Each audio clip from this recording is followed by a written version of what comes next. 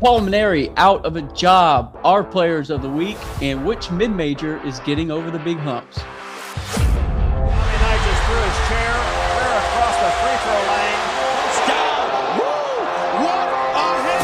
You got barbecue back there! Coach Rafael, 69. Offense. He was giving them the business. Go back there! Hold on! This is the Fly with Farms and a Lucky Finn podcast.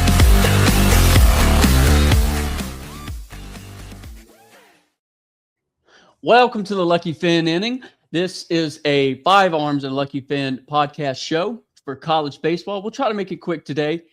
We know a lot of college basketball is going on. And speaking of college basketball, make sure y'all check out our episode coming out, I'm pretty sure tomorrow. The boys are recording tomorrow for the we're in the third round of college basketball. Second right now. round of 32. Round of 32. And our first college baseball episode. And I think we are definitely in about the second week of conference play. Some good games this weekend. We'll hit up about Paul Mainieri getting fired already, and players of the week. So let's start off. We'll start off with the games of the week, going through the midweeks. So we talk about, do midweek games matter? I mean, there's a lot of upsets over the weekend. I really don't want to call them upsets because, I mean, these midweek games, you kind of start throwing your random guys out there, and I think it's really good to see. So we've got Southeastern over Oklahoma. Our guy Blaze that y'all interviewed. You want to talk about Blaze for a little bit? Yeah, Blaze Priester. I saw the highlight the other day. Hit a big home run in this game. It's great to see them beat Oklahoma 3-0, even though the Tigers didn't fare too well against Oklahoma during the weekend. But it's cool to see Blaze go 3 for 3. He's a catcher, so it's good to see him get a triple and a home run. So he was only a double shy of the cycle. So that's really cool to see. Yeah, we got Tarleton State over Texas. Texas got a big sweep over. Well, not a sweep, excuse me. Took the series over. We'll get Auburn. into that. Yeah, we'll get into that. That was a really good series. And Campbell, man, Campbell seems to be on the run right now. Did they run rule Duke? You got run rule Duke 8 innings. They did run rule. Yeah, they had. They didn't even get into the ninth. Yep. The ACC is going to be really good at this year in baseball. It's kind of there's a nice split between what I'm seeing maybe top 10 and the end of the top 25. They're kind of ULL and A&M got a win this week over Georgia. I think they won the series over Georgia. So no, Georgia won. No. 2-1, I believe. Okay, well, I think A&M won today. A&M won tonight. Won today. Yeah. Yes. And they put a lick on them. I think it was 17-6 when I stopped watching. Yeah. Or stopped seeing the score. But also, you were talking about the ACC. I mean, it was only a few years ago, right, where we saw 4 ACC, 4 SEC teams in the College World Series, and we wondered, is this the end for the smaller conferences, and is the ACC and SEC going to pull away? And it's cool to see a midweek game of an SEC versus ACC team. We got Auburn versus Georgia Tech, and Auburn took them down 9-2. So it's a good one to see. That's a really good. I love those. The little ranked midweek games, those are more of those are needed. Oklahoma played at Southeastern this week, which I thought was. I hope more teams do that. I don't think LSU. They went to Southeastern. Yeah, they went to Southeastern, which makes sense. I mean, they hop over to LSU on Thursday, so it's a good schedule. You were talking about do midweek games matter, right? If we get into that a little bit. You were talking about it's great to see a good ranked matchup. That's a 3 versus 5 game in the midweek. So here's my thing. I didn't see the box score. I don't know who played, right? There's so many games to catch up on. Yeah. I'm assuming starters played for both teams in this game. For that Auburn versus Georgia Tech, I'm assuming. Yeah. And you were talking about, do they matter? Well, typically we're going to see a lot of guys that don't really don't really typically start on the weekends, get into these games. Right. You're going to see a lot of pitching by committee. This is where you get a lot of those guys in that you're not going to throw much until you get to postseason play, where they have to get innings because you need to eat innings. So that's where a lot of these guys are getting their reps, because during the weekends you're focused solely on winning. When you get to the postseason, a lot of times you're trying to eat up innings for guys that normally haven't been pitching much. So I mean, Jay did the same thing this week against Grambling. This week against Grambling, I mean, he was just testing out his arms and who's going to pitch, and that's going to be a long process. But sometimes you're still trying. I mean, at this point in the season, you're still trying to figure out who's even going to be, who is your reliable relievers to come in on the weekends. Yeah, and sometimes you figure that out during the week. I mean, it was only a year ago, Kason Evans was the man during the week, the midweek games for LSU. Yeah. Ended up starting a big game in the college, either in the College World Series or it was in the College World Series against that early start game. That was a delayed game. So, it's and now he's the Friday night starter. So it's like how fast that can change for a team and a coach's trust in a guy who's pitching really well during the midweek.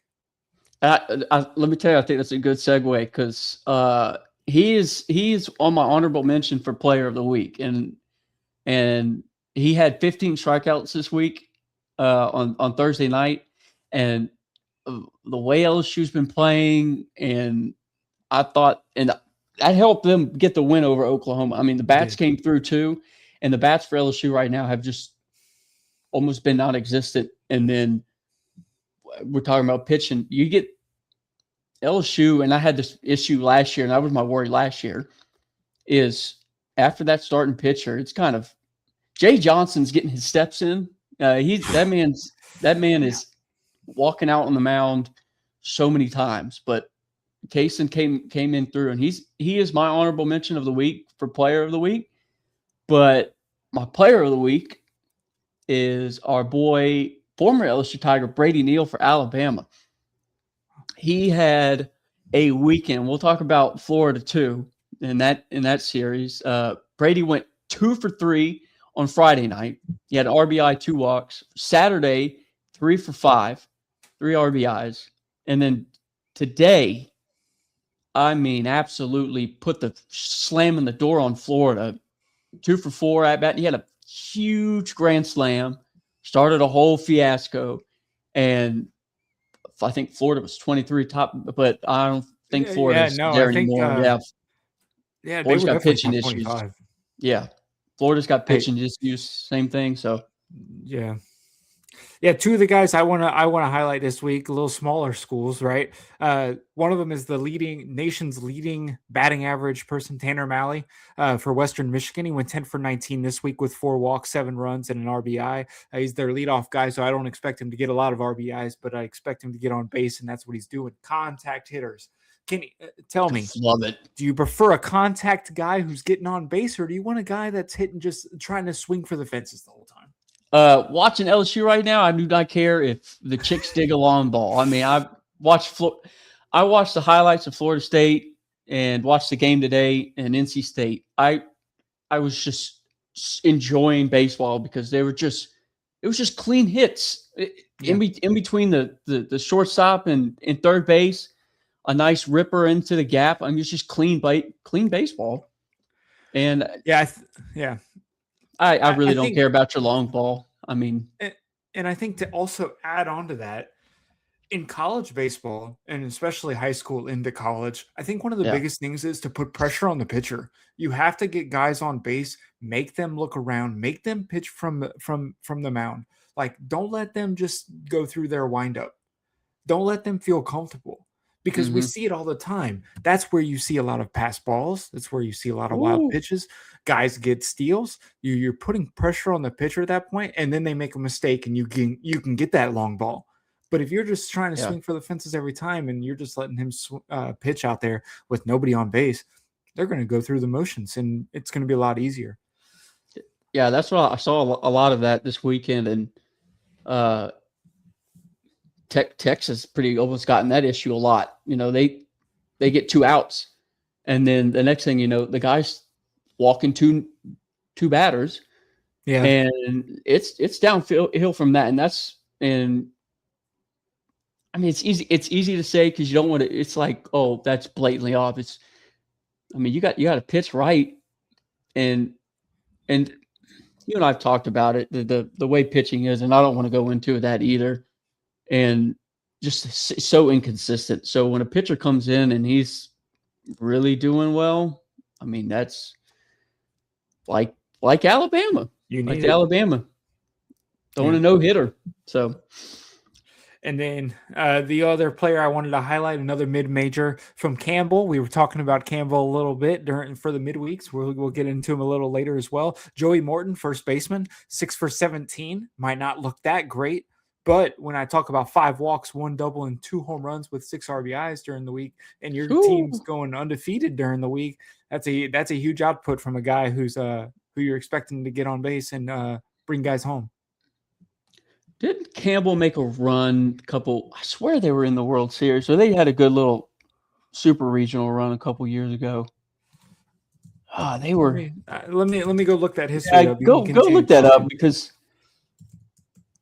man, I love I really hope having Campbell in there is fun. They're in North Carolina, right? Oh, I didn't even realize they're not just they are in North Carolina. They're fighting Campbells. They're the fighting Campbells. Oh, the fighting Campbells. They're they're in North Carolina. Yeah. Yeah. God, that's some good baseball up there. Oh man, that'd be nice to live up in North Carolina. There's college ball everywhere. Oh yeah.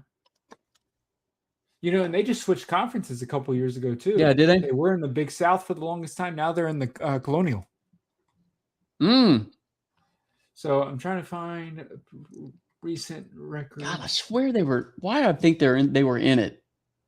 Look, no, they weren't in it. You know what? Is it this year? Is it the 2023 season? They were 22-5 in conference. I wonder if that was the year. Let me go look. Yeah, but while he looks that up, I'm wondering what we got some good mid majors coming up. Top 25. Southern Miss is still up there at 12. I feel like they lost this week. Coastal Carolina's getting there. There you go, Kenny. You were right. It was 2020. They made regionals 3 years in a row, 21, and really 4 years in a row if you because COVID year. Yeah.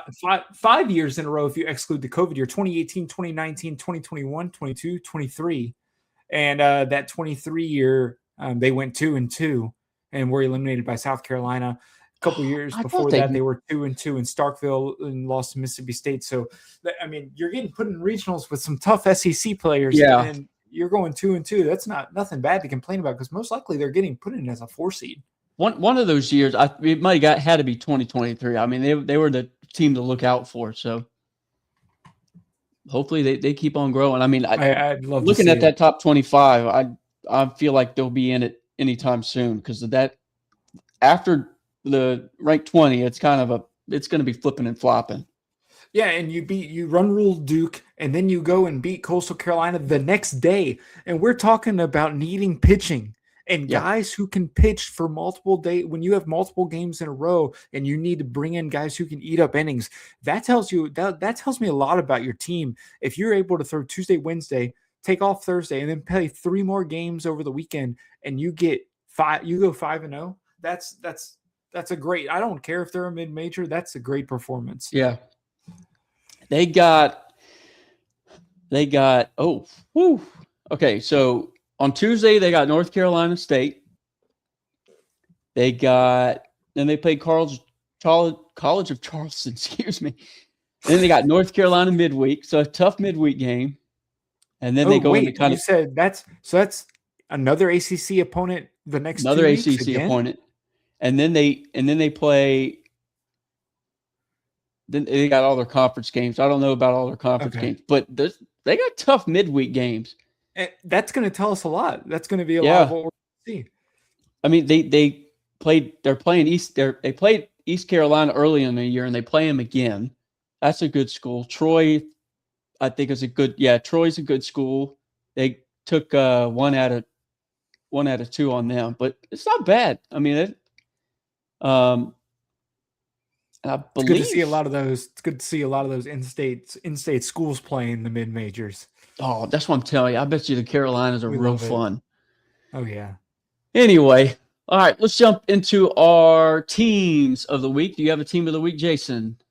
Yeah, outside of Campbell, I want to highlight Tarleton State 4-0 on the weekend after a sweep with SFA, and during the week they took on Texas, beat them 6-1. So again, do midweek games matter? Probably to Texas. They don't really care. That's a huge win for the Tarleton State program when you're going 4-0 and you're sitting at a good record right now and good heading into conference play. So yeah, Texas. That was gonna be my game of the week this week. But Texas kind of really took care of business. Good little pitchers duel. The first night, the only reason why they lost is just a little mistake under the glove. Yeah, can we talk about that? Yeah, go ahead. You talk about putting pressure on the pitcher. That ninth inning for Auburn. Yeah. Those fans out in the outfield threw some cans out there. They were going nuts. They broke an attendance record this weekend for Auburn. And that game was so fun to watch. And then we talk about it, right? Your base is loaded. You're down 2. I believe there was only. I think there was 2 outs. 1 out. Was there 2 outs? I believe it was 2. either 1 or 2 outs. And regardless, you get a base hit up the middle, and your center fielder is trying to play hero to keep that tying run from scoring. You know that's what he's thinking. He's thinking, I'm gunning this home. Yeah. And if the first baseman cuts it off at the mound, he cuts it off at the mound, but I'm gunning this home. And he tried so hard, and he went right under the glove all the way to the outfield, all the way to the wall. People were joking that he's not used to playing on grass. You know, he's used to playing on dirt over at Texas. Yeah, and it almost happened. It almost happened again yesterday. Oh, did it? Yeah, they had I think it was 7-2 or something like 7-2. I had it in my notes. And I took it off. 7-2, and they got to the 8th inning, 7th inning, and Auburn put up 3 more, and they got to 6. It got to 6-7, and I think it was bases loaded again, and the dude struck him out, and I believe he struck out looking. I mean, it was one of those. It sounds like, dude, what are you looking at? But yeah, what are you waiting on? Yeah, but no, my games of the week was Alabama and Florida State. Alabama, they got swept by Kentucky, and then they lost a midweek game to South Alabama, and they pretty much put the hammer on Florida this weekend. No hitter on Friday night, and man, Coach Sully looked stressed out. I don't know if you saw we'll talk about Paul later, but you remember when Paul used to get stressed out and how he would look like in the dugout? I mean, like just defeated. Like you almost felt bad for the poor man. Yeah. That Sully was on the sideline, like hat on, taking a deep breath, and he was out of the season at the early on. Remember, he had taken a leave of absence before the season started during the I was actually surprised. I thought he'd left. And no, he just took a leave of absence. But I thought he was done after that. That man, I hope he's all right. Like, you know, I hope he's good physically. I hope he's feeling okay. Because, I mean, if you're coming back, you got to be in a right mindset.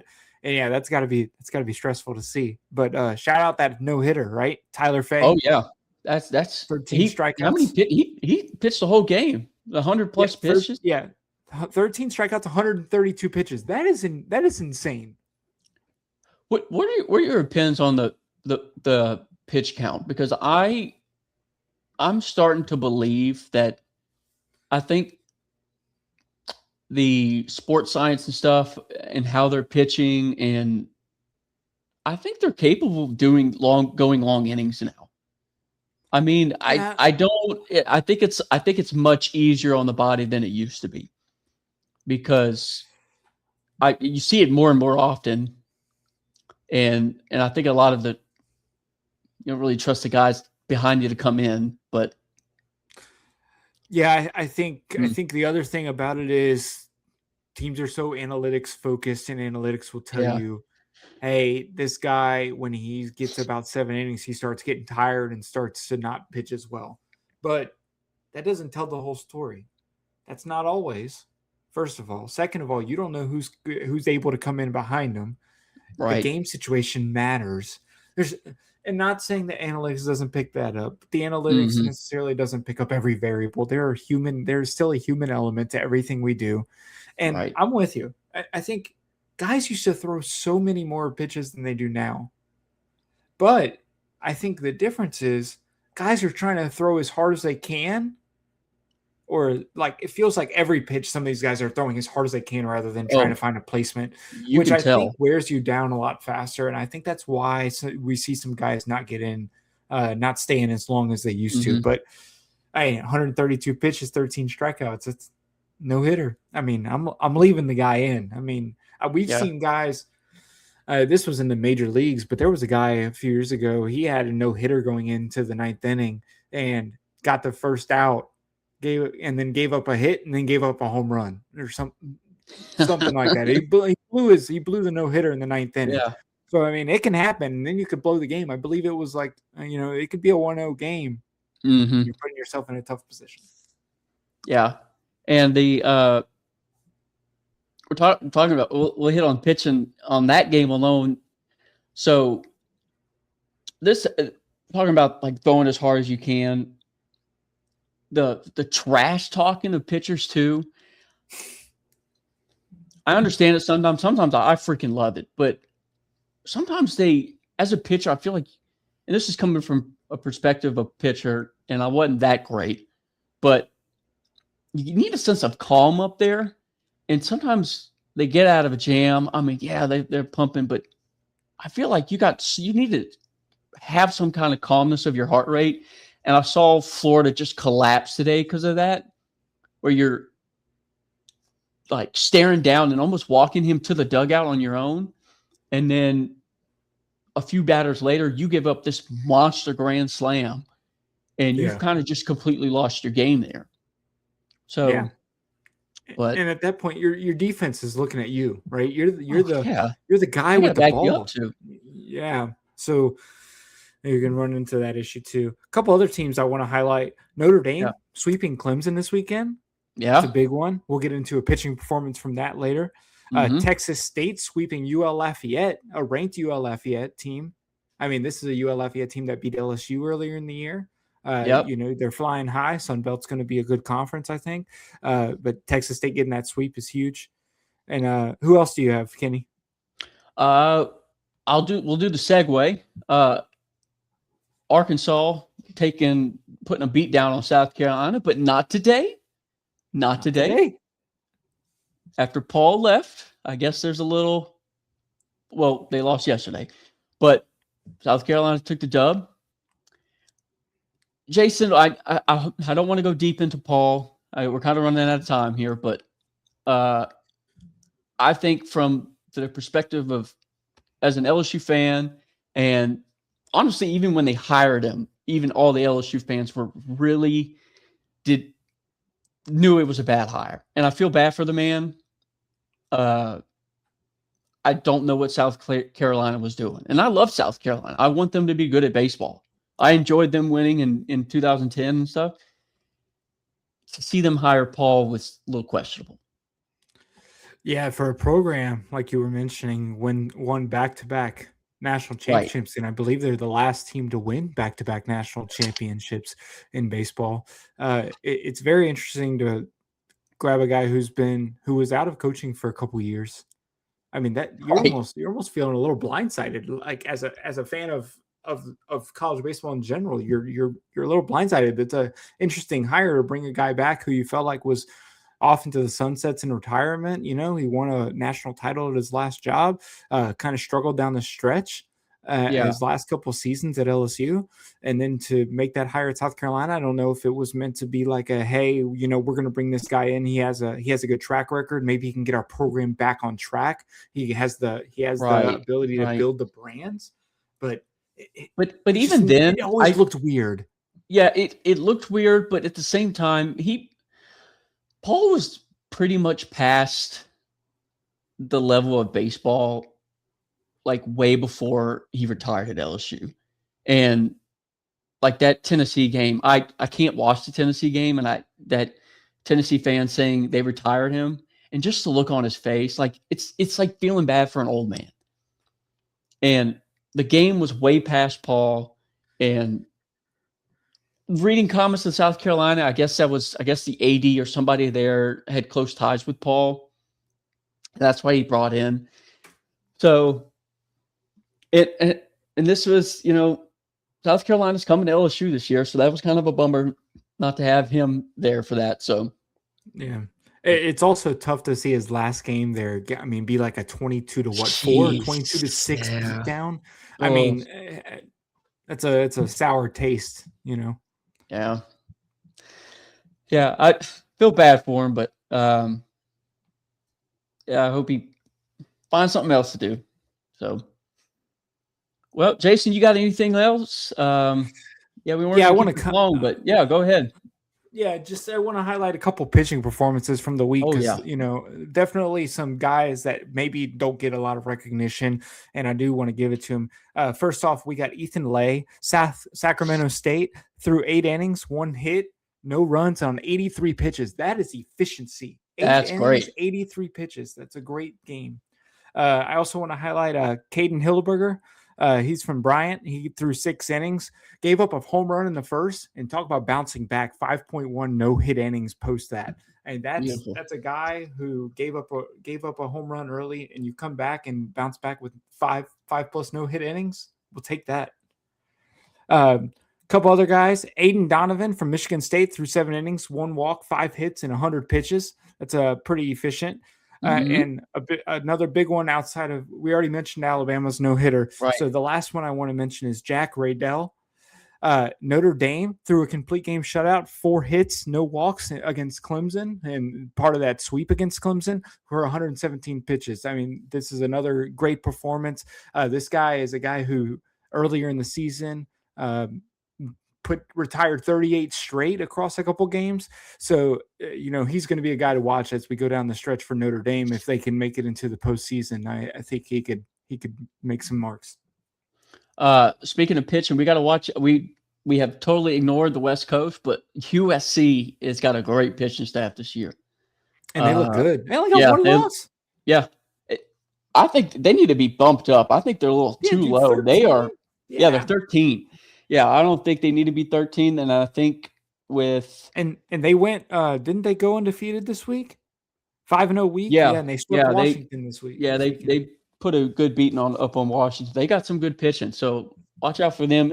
I think it's kind of cool to have USC back. That's kind of I don't want them winning nothing, but I'll take USC. It's good to see the West Coast ball. I mean, I remember the days where Cal State Fullerton and Pepperdine were like making the postseason. Cal Poly, like those teams, man. It's good to see UCLA and USC starting that trend back up. Yep. Well, I think that's pretty much it from us. I know we were going to try to keep it short and sweet, just so we can get into college baseball. And again, make sure y'all like, share, subscribe, give us a review, comment, and also check out our college baseball and college basketball reviews. And that's it. Peace out, guys. See ya. The 5 Arms and a Lucky Fin Podcast.